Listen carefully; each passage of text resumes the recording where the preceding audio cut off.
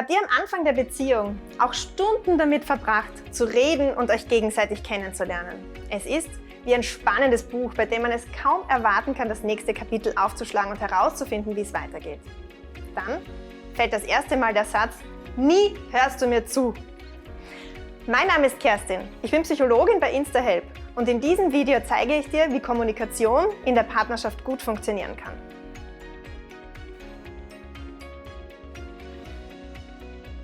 Hinter der rosa Brille werden viele Aspekte in der Beziehung nicht angesprochen oder vielleicht sogar gar nicht wahrgenommen. Im Laufe der Beziehung tauchen dann immer wieder Dinge auf, die wir eigentlich am anderen gar nicht so toll finden. So ist das Schnarchen des Partners vielleicht gar nicht so liebevoll, wie man am Anfang vielleicht denkt. Und die offene Zahnpastatube nervt eigentlich mehr, als man es gedacht hätte. Um Streit zu vermeiden, werden diese Themen dann gerne unter den Teppich gekehrt und kommen dann irgendwann im Laufe der Zeit emotionsgeladen und unkontrolliert an die Oberfläche. Wie jetzt? Soll man die Themen jetzt ansprechen oder soll man den Partner damit verschonen? Ganz klar ansprechen, aber wie so oft macht auch hier der Ton die Musik.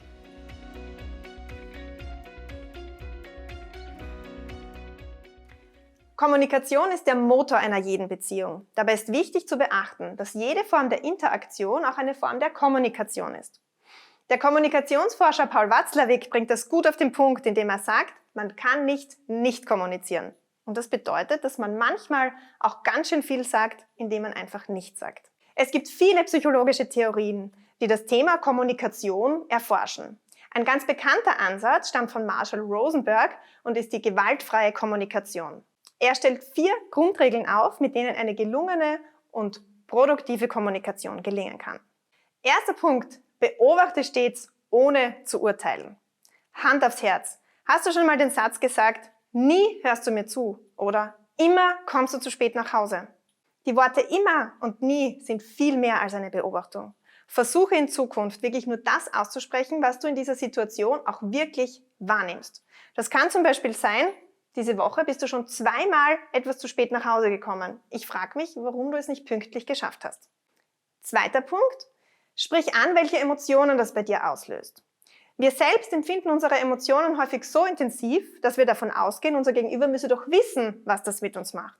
Außerdem neigen wir Menschen dazu, davon auszugehen, dass alle anderen ohnehin gleich wahrnehmen wie wir selbst.